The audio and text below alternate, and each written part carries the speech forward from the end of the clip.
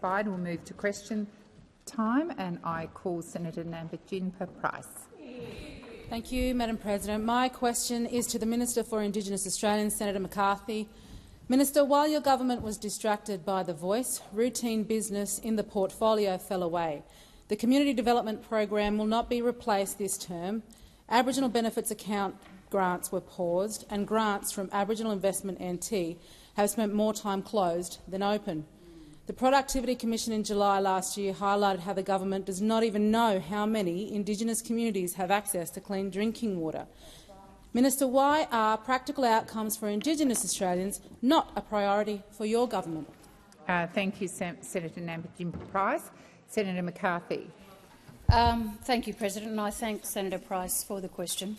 And it's actually incorrect, President. We have started the remote jobs program across many regions of Australia. In fact, we said when we came into government that we would get rid of the Community Development Program, which is what we've spent the last 2 years doing in terms of a transition, and we said we would do that. We've done that in partnership, President, with the First Nations Working Group in terms of remote jobs. And we know that the program that we're putting forward will create meaningful jobs in remote communities. In fact, I've just been having a look at the programs across in Western Australia and the Kimberleys, and also in Central Australia around the Alice Springs town camps. And so when I visited Kununurra just a few weeks ago, I had the privilege to meet participants who are already benefiting from this program.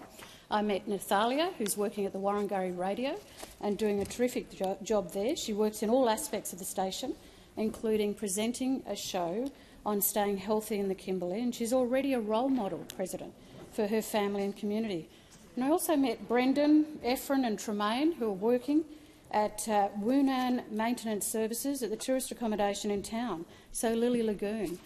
They've employed 17 people there, President, and they're doing a terrific job. And through these real jobs, we're already seeing what the impact of RGED will be on individuals, businesses and their communities. And applications are actually open now, President, for round 2 of RGED.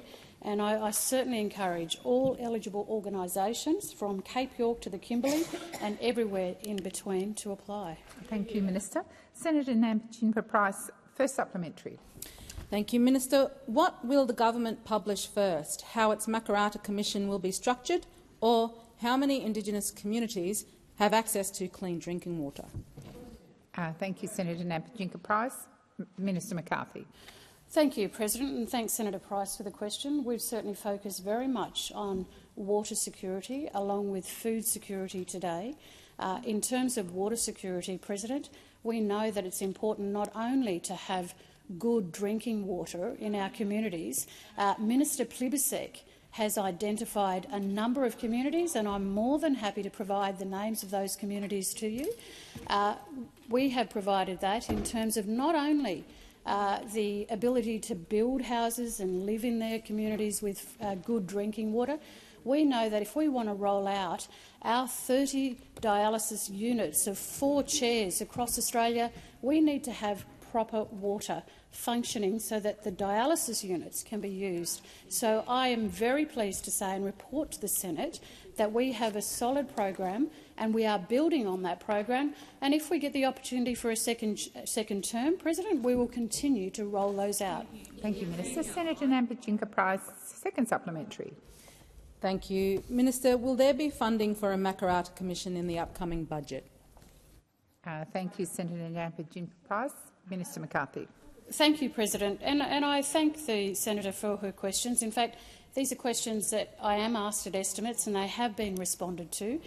We have spoke about Makarrata, and what I've said to the opposition both in estimates and here in the Senate is that there is a Senate inquiry currently underway, and it's important for us to see the outcome of that inquiry, President. And I have said that on the record here in the Senate and as well as at estimates. Thank you, Minister. Senator Marielle Smith. Thank you, President. My question is to the Minister for Women and the Minister for Finance, Senator Gallagher. Yesterday, the Minister announced an investment of more than $500 million to deliver more choice, lower costs and better healthcare for Australian women. What will this policy deliver for women, Minister, and how will it reduce their healthcare costs? Minister Gallagher. Thank you, President, and I thank Senator Smith for the question and acknowledge the huge input she has had into the policy that was announced on the weekend, and include all of my colleagues, particularly the women members of the federal government, the first majority women government in Australia's history, which we are incredibly proud of. And this announcement is the result of the work of many women, of all women in our caucus and many women around the country, where for the last 2 years Minister Jed Carney has been consulting with the Women's Health Advisory Council that she established on areas of unmet need or unaddressed need that needed further consideration by government. And with the work we've done on repairing the budget and getting rid of the waste and rorts of the former administration, we have been able to find over $500 million to prioritise women's health in this country. That will make a huge difference for hundreds of thousands of women right now, but millions of women as these changes go on. So we are seeing the new listing of the most commonly used contraceptive pills, Yaz and Yasmin, saving hundreds of dollars a year for a woman who's using that. The PBS listing of Prometrium, Estrogel and Estrogel Pro, common menopause hormone therapies, which will save women using those treatments up to $290 a year, or up to $577 if you have a concession card. These PBS listings will take effect from March 1st, just 3 weeks from today, meaning women will start to see those savings right away. And this is the first listing of new oral contraceptive to be listed in 30 years and the first new menopause hormone therapy to be listed in 20 years, and it's because of a Labor government. The time for answering has expired. Senator Smith, first supplementary. Minister, this package is what Australian women have been asking for, and I know it will make a real difference to hundreds of thousands of women right now. It's about more choice, lower costs and better care. Can you tell us, Minister, how will the Centres of Excellence and the pelvic pain and endo clinics further assist women? Minister Gallagher. Thank you, and I thank Senator Smith for the question and for her advocacy, particularly in relation to perimenopause and menopause services across the country. These new investment will expand the network of endometriosis and pelvic pain clinics from 22 to 33. They are incredibly popular, 11 new clinics in total. I know the one in the ACT already has a waiting list, so these are incredibly needed services. Existing clinics will receive increased funding, provide care for perimenopause and menopause, again due to the advocacy of the Senate work that Senator Smith did, creating a national network of 33 clinics providing support for women with perimenopause or menopause symptoms. And we know that these clinics work because the demand is so high. Since their commencement, there have been 7,452 visitations. We'll also have centres of excellence to make sure GP training, which is so critical to women receiving the support they need, close to where they live. Has expired. Senator Marielle Smith, second supplementary. Minister, these investments in women's health are just part of the priority focus that the Albanese Labor government has placed on addressing measures that support women.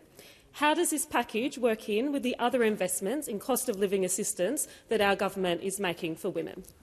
Minister Gallagher.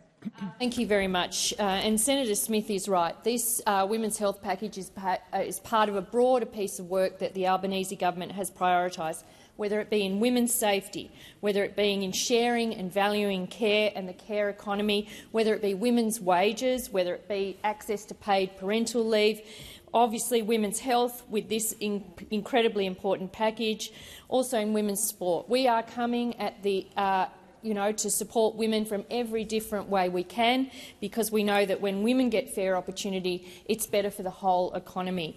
Of course, that having investments in Medicare and the urgent care clinics are also really important, making sure bulk billing that we see a stop in the fall in bulk billing that we inherited from those opposite, have all been an important part of our focus on women, because we know when women are supported in the economy, the economy does better overall. Thank you, Minister. Senator Little. Thank you. Well, my question is to the Minister representing the Prime Minister, Senator Wong. Labor's hesitancy to end mandatory income management in the Northern Territory became obvious when the member for Lingari spoke in favour of it, as she has done previously. Minister, has the government realised the benefit of mandatory income management and that it should never have promised to remove it? Thank you, Senator Little. Senator Wong. Thank you, President. I thank the senator for her question, and I'd invite the senator to refer to Senator McCarthy's contribution earlier today, which went through the approach the government is taking to closing the gap. And I would record, I would say to those opposite, it would. I know that it is probably a little too hopeful in this period of the electoral cycle, but it is very apparent to me the extent to which there is much less bipartisanship around the statements today than I've seen previously. Minister Wong, please resume your seat. Senator Cash. Thank you, President. It is a point of order in relation to relevance. The question was quite specific. It was in relation to the benefit of mandatory income management and whether or not the government had now realised that benefit and whether or not they should. It's just a point of order relevance. Thank you, Senator Cash. And you will recall that Minister Wong referred to Senator McCarthy's answer to previous questions, which did cover off on some of those things. But I will continue listening carefully, and if the minister is not relevant, I will draw her to that point. Minister Wong. Thank you, President. The Albanese government is delivering a long-term plan to reform income management. First Nations people and other stakeholders have called for a measured approach to reforming income management, and decisions must be made in partnership with them. I'm advised that over the last 2 years the government has consulted with about 4,500 community members and 250 stakeholders across 81 communities. Communities have told us that they would prefer a longer transition period to move on to voluntary income management to ensure people are well supported to make this change. I'm also advised that the government has been working in good faith with the Northern Territory government, and that the Prime Minister has had, or might have been the Minister actually, I think this is a brief from her, has had productive discussions with the Chief Minister. I understand that income management has not changed in the Northern Territory since the previous government, and the same rules around income management apply in the NT as has existed since 2007. Thank you, Minister. Senator Little, first supplementary. Thank you. Well, Prime Minister Albanese allowed the Northern Territory's grog ban to lapse, was distracted by the $450 million voice referendum, and at great human, social and economic cost, ended the cashless debit card. In an interview on ABC on Friday, the Prime Minister said his commitment was to ensure everything he does makes a positive difference. But words are not actions. Will your government end income management for 27,000 Territorians, or is the Prime Minister talking from both sides of his mouth again? Thank you, Senator Little. Minister Wong. Senator, that's an unnecessarily barbed comment on a really important issue, and I will answer the issue. I'd say to you, Senator, if I can just clarify, I'm advised that the information I provided just now was in fact information from the Minister for Social Services portfolio. I'm advised, as I said, income management hasn't changed in the Northern Territory. The same rules currently apply as has existed with 2007. The Northern Territory government has the ability to refer adults to income management if there are child protection concerns, and can refer someone to income management where there are concerns for the care, protection and welfare for the child. Importantly, this could include neglect, people under the child protection measure have 70% of their payments quarantined. We're working with them closely in relation to that referral process. Thank you, Minister. Senator Little, second supplementary. On the Senator Little, wait Sorry. until you call. Thank you. Second supplementary. Apologies. Labor MPs on the Parliamentary Joint Committee into Human Rights recommended an end to all forms of income management in 2024. Minister Rishworth's department recently completed consultations on ending mandatory income management in the Northern Territory, yet the Prime Minister still says there are no plans to stop mandatory income management. Will your government end mandatory income management? Yes or no? Thank you, Senator Little. Minister Wong. Well, as I said earlier, we've indicated we are listening to communities about how income management can best work for them, and any decisions about the future of income management will be based on genuine consultation. I would have thought that, given what has been said by the many in— Order. Senator Little. Point of order. The question went to yes or no. And there was a preamble to the question as well, Senator Little, which the Minister is entitled to respond to. If we could have that. Minister, please continue. I'll say it again. We're committed to listening to communities on how income management can best work for them. And any— Senator Ruston, we can't stop interjecting, can you? Minister Wong, please resume your seat. Senator Cash. Point of order, Chair. With all due respect to the Leader of the Government, who loves to make points of order in relation to other people's behaviour, all points should go through the Chair, not directly across the chamber. Senator Cash, order. Minister Wong did not make a point of order. She responded to an interjection, which, as you know, if you're on your feet answering questions—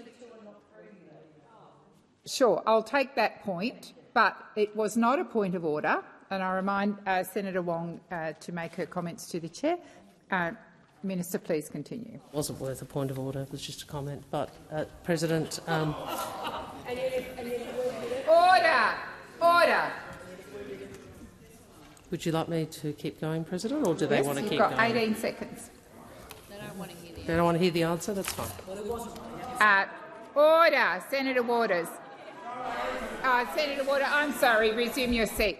Senator McGrath, I'm going to ask you to withdraw that comment, please. Thank you. And I'll call for order. Senator Waters is on her feet. Senator Waters. Thanks, President. My question is to the Minister for Women and Finance, Minister Gallagher. I was pleased to see the Greens-initiated Senate inquiries and the persistent pressure from women across Australia have finally led to the government listing more modern contraceptive pills and some menopausal hormone therapies on the PBS. The Greens have already announced costed policies that would completely remove the financial burden for women and make all contraceptives free, like they are in France, Ireland and Sweden. We've announced costed policies to make all MHT free, like it is in parts of Canada and heavily subsidised in the UK. Why do Australian women still have to pay for the cost of existing? Why won't the Albanese government make contraceptives and MHT free? Senator McKenzie. Minister Gallagher. Thank you, President, and I thank Senator Waters for the question. And I would like to acknowledge her long-standing work in this area. She has been a strong advocate for improving women's health in this country, and so I do acknowledge that. In government, obviously, there is a range of no shortage of ideas or policies that would warrant attention of government. What we've done with this is consult with women about the areas that they think the government should invest further in, and we've balanced that up with a whole range of other things the budget has to accommodate. And we have found that these measures, so listing of the new oral contraceptives, listing of the new additional hormone replacement therapies, and doing those from the 1st of March, plus the rebates increasing for insertion of IUD and birth control implants, saving again hundreds of dollars for women with these costs. We've also got a new Medicare rebate of $110 for GP menopause health assessments, which will encourage, I think, GPs to bulk bill those longer sessions with women. And also, I should have said before, all of the 2 national trials into the pharmacy and how pharmacists can provide straightforward UTI care for people on concession card holders. So, with some of the other measures that I've already announced, this is a big package for women's health, and while we have costed it, we have also funded it. We're in a position in government to make that change. We've found $500 million that will make women's health care cheaper. It will provide better care, and it will ensure that there are more choices available for women in this country, and we are very proud of this policy. Thank you, Minister. Senator Waters, first supplementary. Thanks, President. The weekend's announcement sadly did nothing to address the affordability and accessibility of surgical abortions. There are still abortion deserts right across the country, especially in rural and regional areas, women travelling hundreds of kilometres and paying thousands to get this time-bound health care. It should be provided in public hospitals. Will the Albanese government return to its 2019 policy that demanded hospitals provide abortions as a condition of receiving Commonwealth funding? Thank you, Senator Waters. Minister Gallagher. Thank you very much, and I thank Senator Waters for her question. And part of the work that we have done is to make sure that the area of responsibility we have, which is for ensuring that medical abortions are available, or non-surgical medical abortions are available through the dispensing of MS2 step. And we have seen, since some of those restrictions on health professionals have been removed, that we have seen significantly improved access for women to access non-surgical medical abortions. Obviously, our increased investment in this area in the women's health package, including with encouraging long-acting contraceptive devices, is aimed at ensuring that more women get the protection that they need for them, so that we're reducing the number of women who would have to seek an abortion. And on the hospital point, we've taken the view that the states run the hospitals, thank you, and Minister. we need to fund the hospitals properly. Has expired. Senator Waters, second supplementary. Thanks, President. You say that providing surgical abortions in hospitals is up to states and territories, but Minister Butler recently demanded that the Queensland government not pause the prescription of puberty blockers for children and conduct a review into gender care. Why won't the Albanese government do the same and intervene to demand access to surgical abortions in public hospitals? Thank you, Senator Waters. Minister Gallagher. Well, I think those are two different things. Minister Butler has asked the NHMRC to consider national guidelines in relation to puberty blockers. Hospitals already provide access to surgical termination of pregnancy where they have the workforce and the skill to be able to provide it.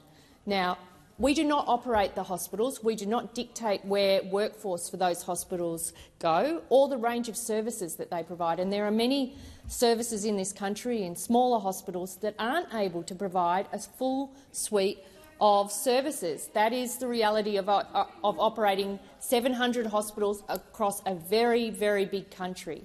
And for example, here in the ACT, most abortions are performed by a clinic where they are free for women, and there are a range of different alternatives around the country. But our position has been to fund the hospitals properly, and then the hospital operators are in the best position to determine what services they provide. Senator Stewart.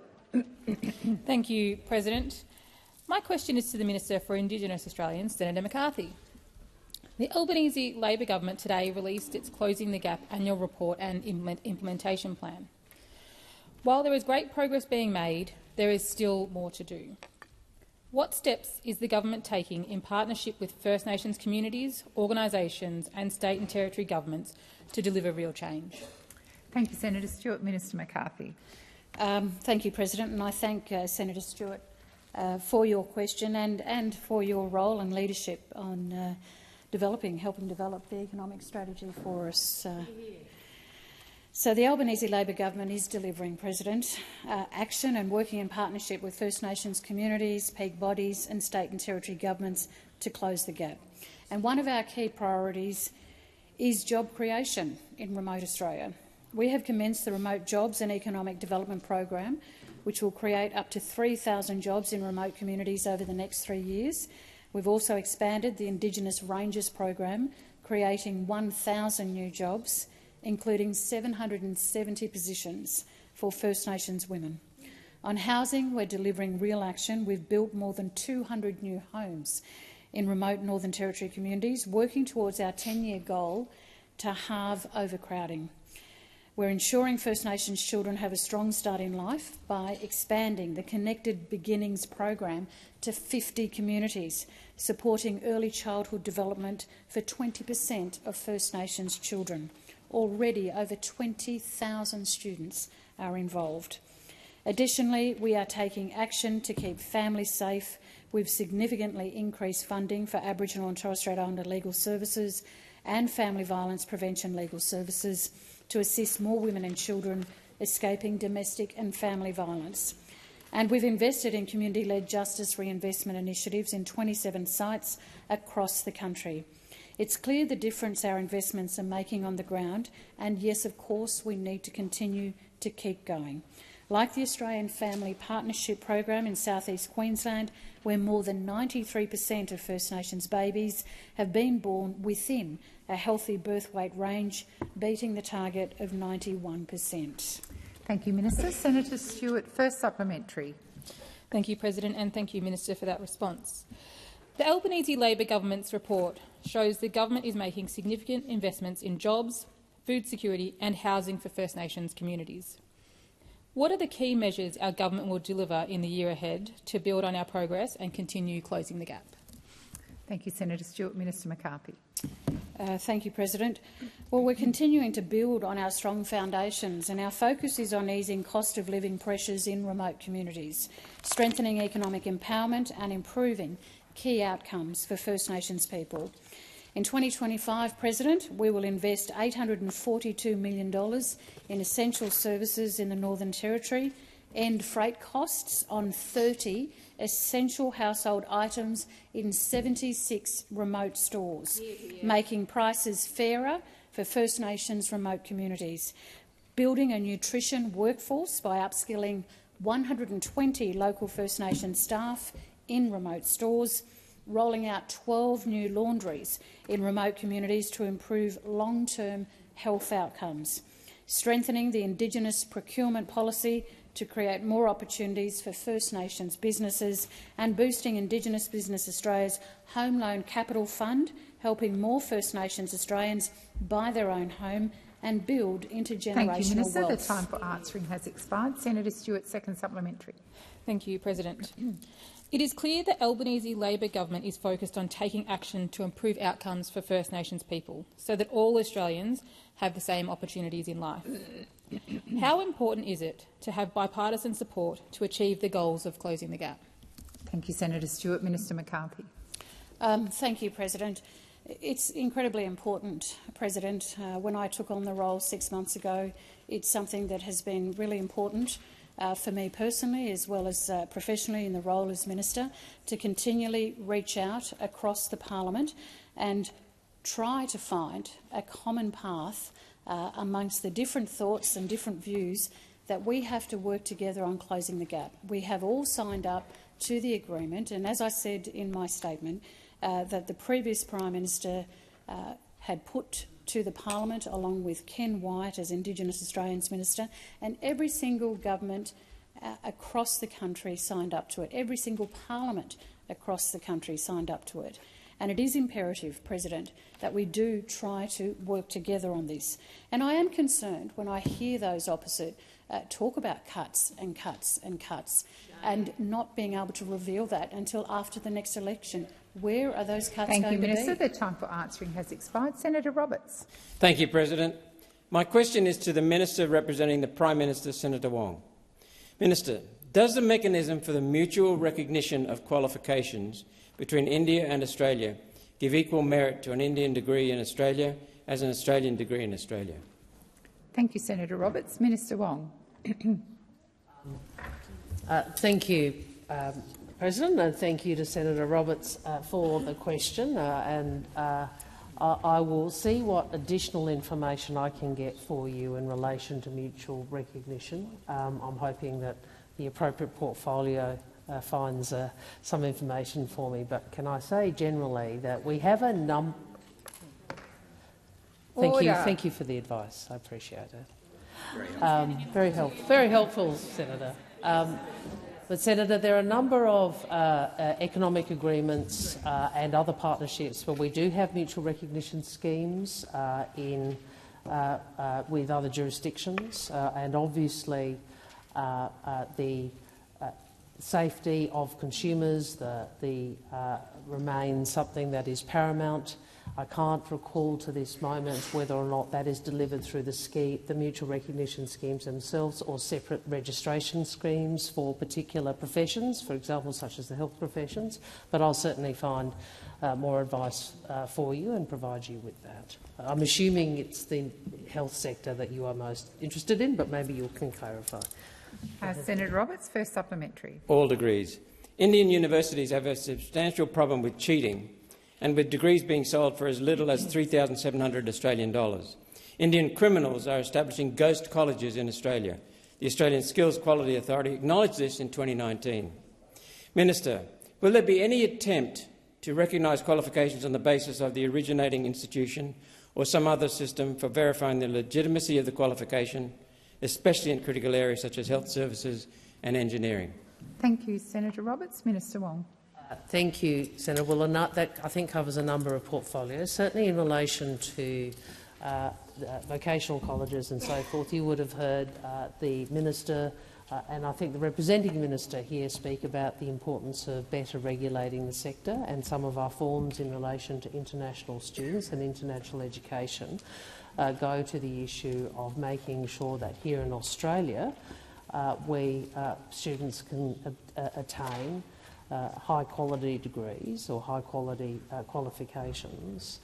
But in relation to, I think you said engineering and health, again, I will see what we can find for you. My recollection is that these arrangements between countries, which might give pathways to recognition, are one thing, but the requirements of particular professions to ensure that people have the requisite qualifications to be able to provide the relevant services to consumers remain. Thank you, Minister. The time for answering has expired. Senator Roberts, second supplementary. Thank you, President.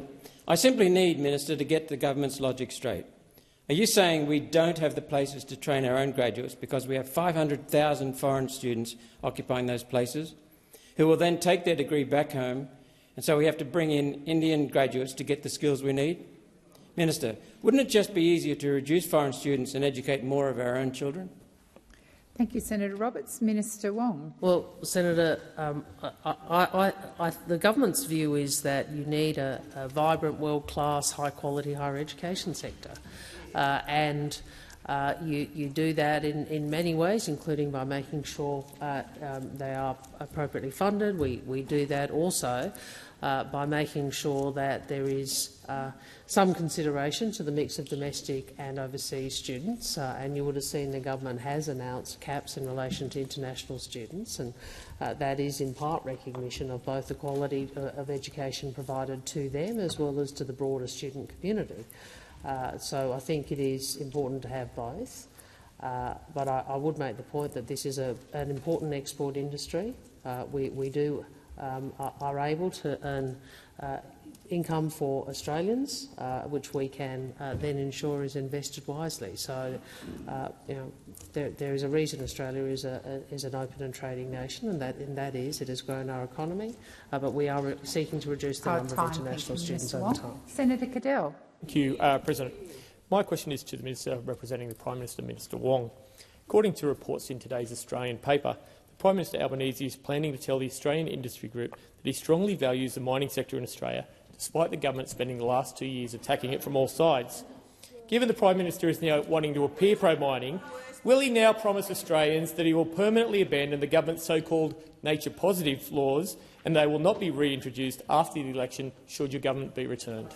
Thank you, Senator Cadell. Minister Wong. This legislation will not be reintroduced, and I think you would have seen the Prime Minister's views on that. We are committed, obviously, to law reform, which I would point out was the Samuels review initiated by the former Liberal government because business and environment groups have agreed that the current Act is outdated and needs reform. Unfortunately, your side of politics, other parts of this chamber are very obstructionist. So Order. What we do want is to see greater consensus across business, NGOs and states to ensure that we can deliver laws which deliver faster project approvals and better environmental protection, and that is certainly the view of the government and the approach we will be taking.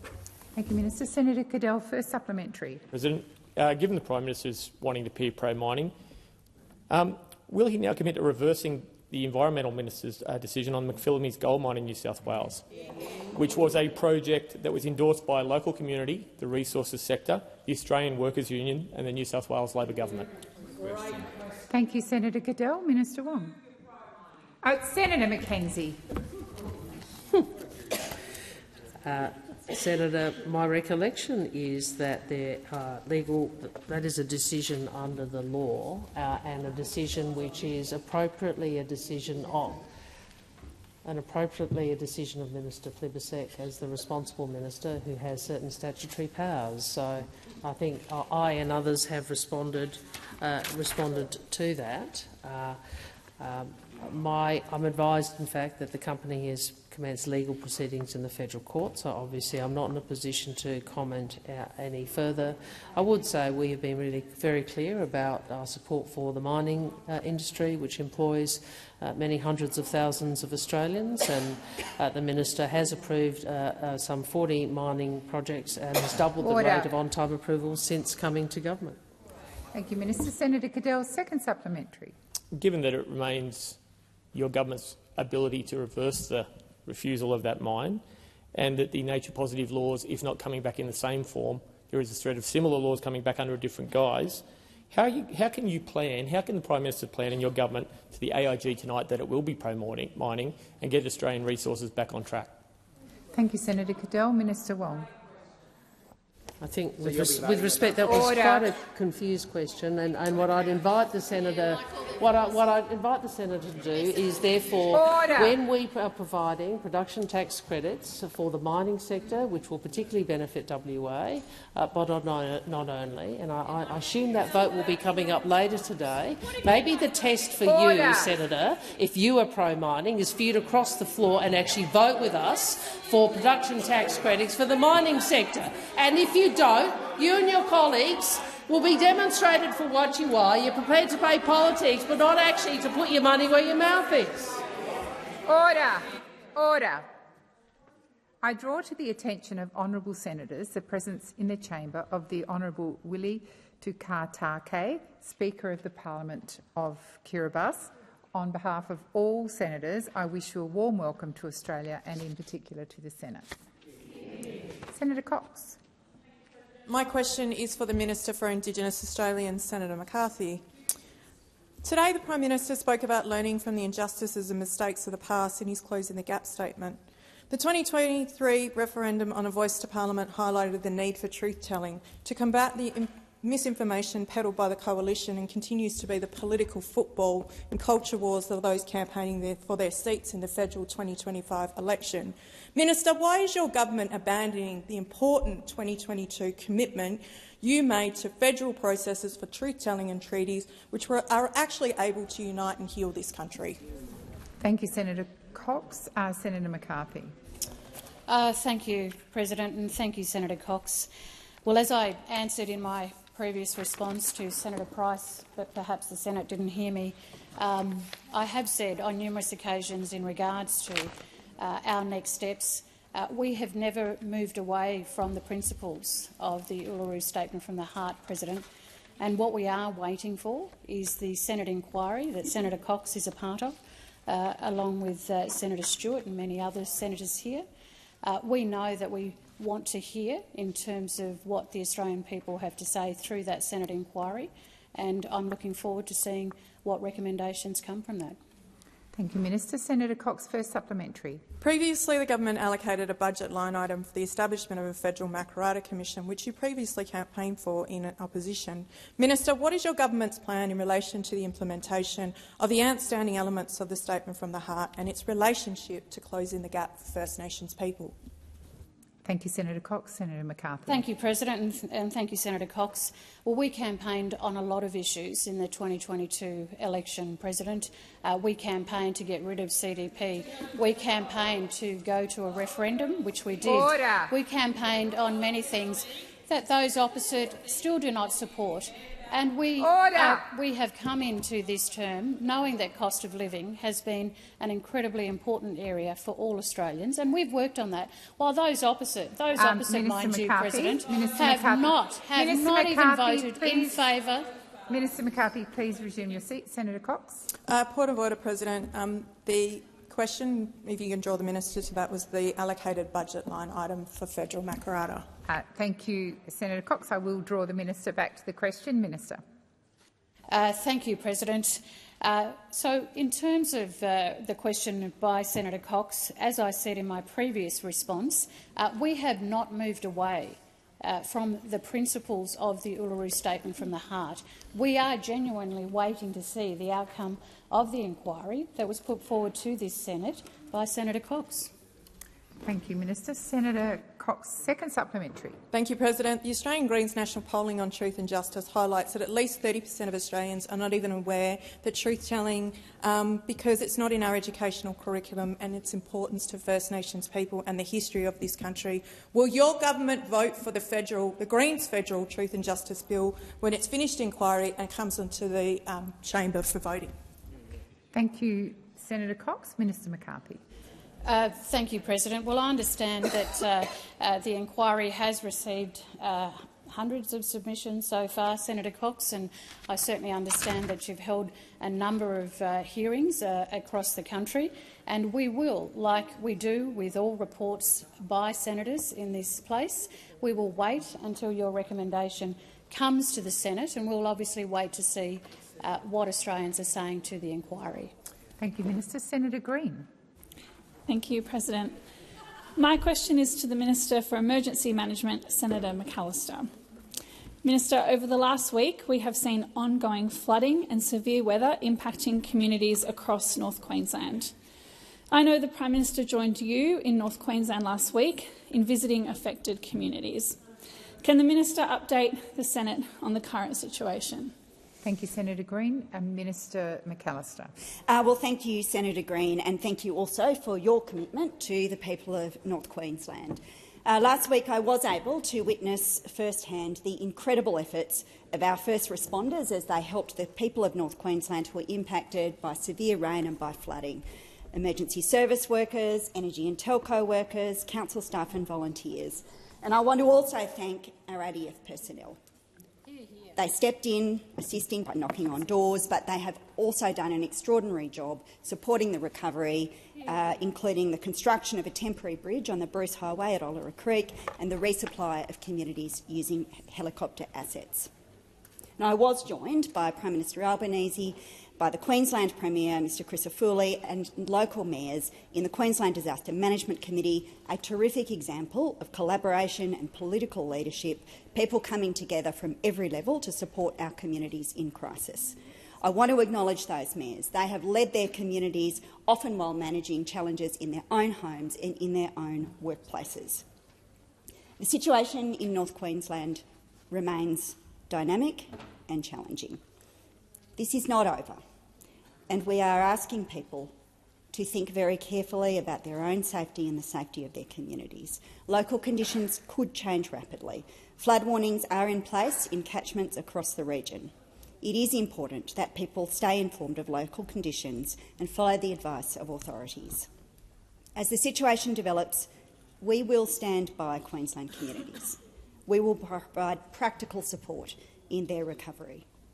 I want to make some remarks to Senator about the national situation. In addition to what is happening in Queensland, we are monitoring a tropical low in Western Australia, as well as a number of bushfires that are burning across parts of Victoria, Tasmania and West Australia. I thank all of those involved in recent weeks and months and all those who stand ready to support communities. The time for answering has expired. Senator Green, first supplementary. Thanks, President.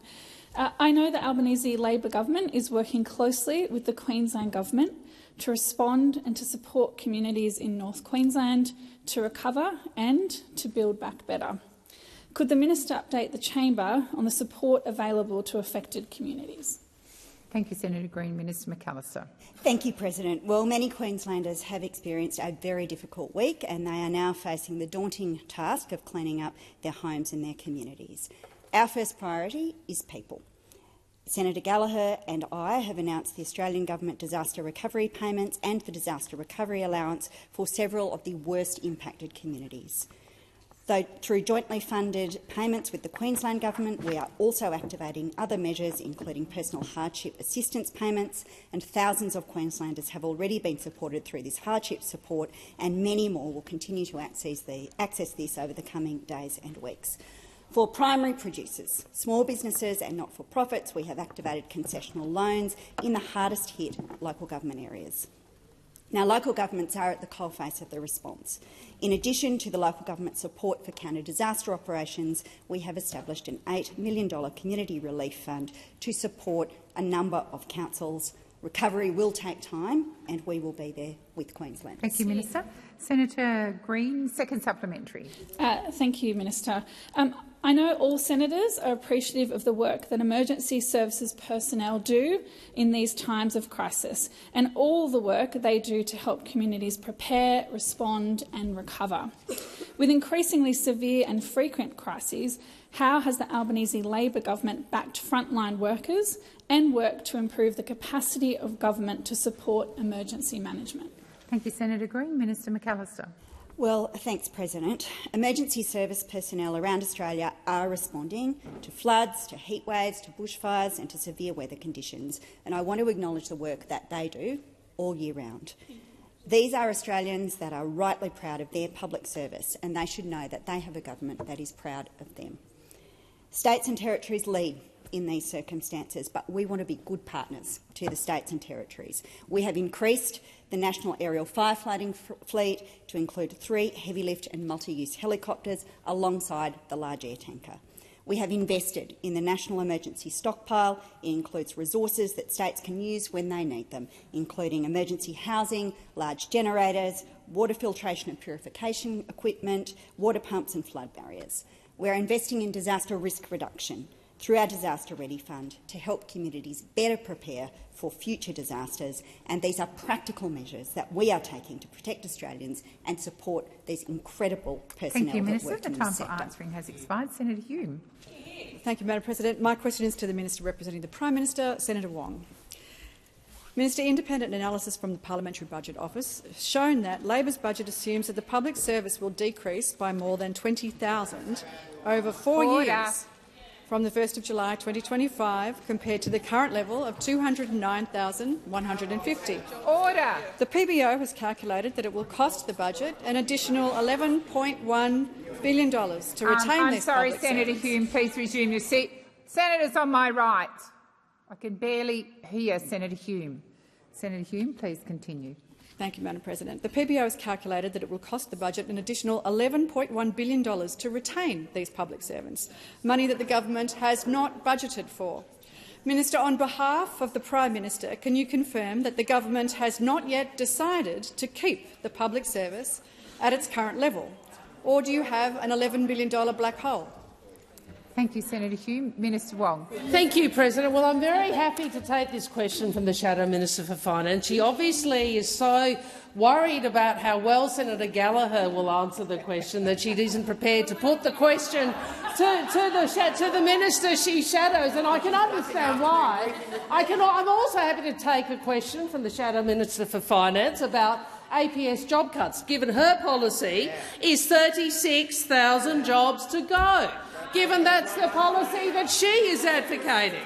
And I'm also happy to take a question from the Shadow Minister for Finance for a party that took jobs out of the Department of Veterans Affairs, which left veterans without the support they deserved. Some 42,000 veterans with unallocated claims that you presided over because you weren't prepared to fund the Department of Veterans Affairs. So, these are just some of the highlights of the way in which those opposites have no credibility when it comes to these issues. And every question from them on this and every utterance from the Shadow Minister for Finance should be taken with a very large grain of salt. I would make this point. The exact same methodologies are employed to forecast wages and salaries in our budgets as occurred under the former government. Entities make forecasts on how much of their departmental budget will be spent on wages and salaries, and these entity forecasts are aggregated into the budget document. So, I know that the Shadow Minister for Finance wants a bit of spooky music to try to get some headline, but the reality is the big black hole is the one Mr Dutton is presiding over, with his $600 billion black hole for the nuclear fantasy that he wants to impose on Australians. Has expired. Order across the chamber. Order. Senator Hume, first supplementary. Thank you, Madam President. The analysis by the PBO confirms that the government has either been deliberately dishonest in hiding the true cost to retain this bloated public service, or Labor's budget is not credible. The minister states that these figures reflect decisions that have not been taken, but then states that the public service will remain at current levels under Labor. Can you confirm, Minister, that the Prime Minister has decided to keep the public service at current levels? Thank you, Senator Hume. Minister Wong. Well, I'm a little I think all of us are a little bemused at which line the Shadow Minister of Finance is actually running. Is she saying the public service is too big or too small? It's an interesting. They want to have it both ways. Well, I mean, what we do know is they want Mr Dutton wants to remove some 36,000 jobs, and we know what Liberal governments have previously done when it comes to the public service. We also know what's in the budget papers, and either the Shadow Minister for Finance is unable to read the budget papers properly, or she is deliberately misleading about what she is being deliberately misleading about what those budget papers contain. And what I'd say to her is that these are the same methodologies that governments past have used in relation to the forecasting of wages and salaries. I'm sorry if you can't understand that, Senator Hume. Please resume your seat. Order. Senator Hume. Sorry. Point of order. Sorry, Senator Hume. Senator McKenzie, come to order. Senator McGrath. Senator Hume. Point of order on relevance. The question was, have you decided to keep the public service at current levels? That's it. The minister is being relevant to your question, Senator Hume. Minister, please resume your seat. Senator Wong, please. Senator McKenzie, withdraw, and Senator McGrath, withdraw. I withdraw. Minister, please continue. Minister, yeah. Senator, what I'd say to you is I think Senator Gallagher responded very, very clearly and very well on this in Insiders yesterday with excellent. Senator Hume, second supplementary. Thank you. Yesterday, in relation to the size of the public service, the Minister for Finance stated that she believed, "I think we've resourced it properly now." Yet, the PBO costing confirms in Labor's own budget that the budget will assume a reduction in the APS that the minister has in fact ruled out. Given the Prime Minister has committed to being honest about his budgets, how does he explain this shoddy deception? Order. Order on my right. Order on my right. Minister Gallagher. Order. Order on my right. Minister Wong. President, the political exercise by the opposition ignores that the approach to APS wages is exactly the same as it was under 9 long years of LNP government. It's calculated in the same way. But if the Shadow Minister for Finance actually is a fiscal conservative, I look forward to her telling Australians where the $350 billion reduction is going to come from, where those cuts are going to come from. We think they're probably health and education, judging by past practice, and I look forward to her being upfront with the Australian people about the $600 billion to be spent on the nuclear fantasy. Because the reality is, we know Mr Dutton has said very clearly that he is going to cut, but what he won't say to Australians is what he's going to cut. And we know from past practice, Liberals always cut health and education. Thank you, Minister. Senator Sheldon. Senator Sheldon. My question is to the Minister for Employment and Workplace Relations, Senator Watt. When speaking with workers across my home state of New South Wales, I often hear the Albanese Labor government's workplace relations reforms have helped them deal with the cost of living pressures. How is our government policies helping Australians earn more and keep more of what they earn? And why is investing in secure, well-paid jobs so critical to building Australia's future? Thank you, Senator Sheldon. Minister Watt. Thanks, President, and thanks, Senator Sheldon. Well, since May 2022, the Albanese Labor government has worked hard to lift wages to keep up with cost of living pressures. Our workplace relations changes are designed to lift wages, create more secure jobs and ease cost of living pressures for working Australians. And after a decade of the Liberals and Nationals deliberately keeping workers' wages low, this government sees pay rises and secure jobs as integral to addressing the cost of living. The proof is in the pudding.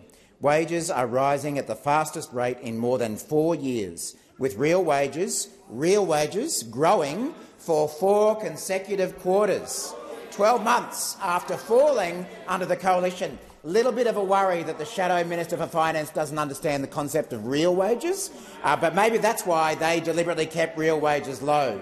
Over 1 million jobs have been created since we came to office, 4 in 5 in the private sector. And the gender pay gap is at its lowest level ever, with women's average weekly earnings increasing $173.80 a week under this government. So under our government, under Labor, wages are up, inflation is down and unemployment remains low. And that doesn't happen by accident. It happens by changing the law, changing the laws in ways that the coalition voted against every step of the way. Now, we've seen what the coalition have got in store for the future, and we saw more of it on the weekend. Just on the weekend, we saw Senator Cash doubling down on Sky News, confirming the coalition will repeal the right to disconnect and the changes we've made to the definition of casual work. Sound familiar?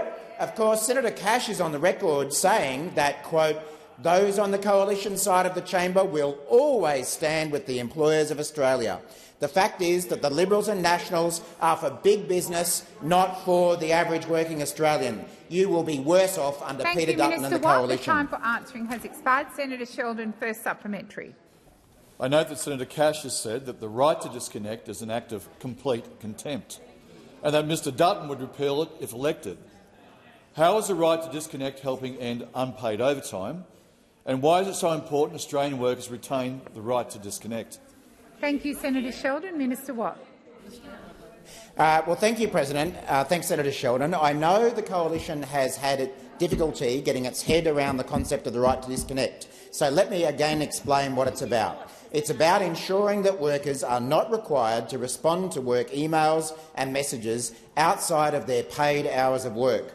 So it's about reducing unfair, unpaid overtime. And of course, the right to disconnect is only one of many, many, many changes to the laws that we've made that the coalition voted against. Now, I think that change seems fairly reasonable to most working Australians. Of course, Senator Hume described adding more rights for workers is unreasonable. Unreasonable, Senator Hume said. Well, last year I spoke to a teacher here in the ACT, Jacob, who said that the right to disconnect actually allows us to have our own personal life. And so the right to disconnect, what it allows us to do is make sure we actually look after our well-being. How unreasonable of workers like Jacob to want to look after their well-being. Under the Peter Dutton, you will be worse off. Thank you, Minister. Senator Sheldon, second supplementary. Over the weekend, Senator Cash said that additional rights for workers have sent a chilling effect across the economy, stating that Mr Dutton would seek to repeal them if elected. Why did the Albanese Labor government legislate more rights for casual workers, and how would casual workers be worse off if those rights were withdrawn? Minister Watt. Thanks, Senator Sheldon. Well, we do know that Senator Cash is a little bit prone to a little bit of hyperbole. Dark ages, Senator Cash, closing down Australia, Senator Cash, empty supermarket shelves, Senator Cash, and now chilling effect, Senator Cash. Unfortunately for Senator Cash, as I've said, under Labor, after our workplace law changes, we've seen wages go up, we've seen inflation go down, we've seen unemployment remain low, we've seen employment go up, we've seen productivity rise, and, of course, we've seen industrial action low. That doesn't sound particularly chilling to me. Maybe it is too. It does sound a lot like the Dark Ages, doesn't it, Senator Cash? And the Albanese Labor government changes mean that casuals working like permanent employees will have a clearer pathway to permanency and the job security that provides. If a worker wants to remain a casual employee, that's a legitimate choice, but we know some workers want more job security, and that choice shouldn't be removed by an employer who wants to call them casual when they're really permanent. That's the way the law will stay under Labor, under the Liberals and Coalition. It will change for the worse. Has expired. Minister Wong. President, I ask